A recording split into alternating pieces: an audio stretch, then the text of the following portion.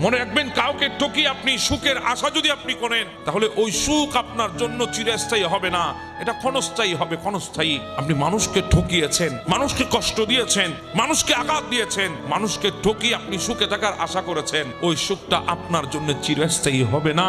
মনে রাখবেন, আমার আল্লাহ দয়াবান, কিন্তু আমার আল্লাহ ন্যায় বিচারক। প্রত্যেকটার হিসাব আল্লাহর কাঠগড়ায় আপনাকে দিতে হবে। সেদিন কিন্তু আপনি রেহাই পাবেন না।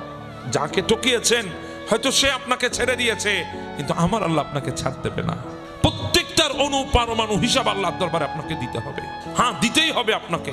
এজন্য আপনি বলেন ওই রবের দরবারে, ওই কথা বলেন, আপনি ফরিয়াদ করেন, আল্লাহ আমি হয়তো আপনার কাছে চাইতে জানি না, আল্লাহ আমার হয়তো ভাষা নাই, আমি আপনাকে বলতে জানি না, আল্লাহ হয়তো আমার কাছে সামর্থ্য নাই, আমি আপনাকে ভালো করে বুঝাইতে পারি না, কিন্তু আপনি তো সে আল্লাহ যিনি জমিনের উপরে পিঁপড়া যখন হাঁটে আপনি পিঁপড়ার শব্দ পর্যন্ত শুনেন। আমার দিলে কি চলছে আপনি কি শুনেন না? আপনি ফরিয়াদ করেন রবের কাছে।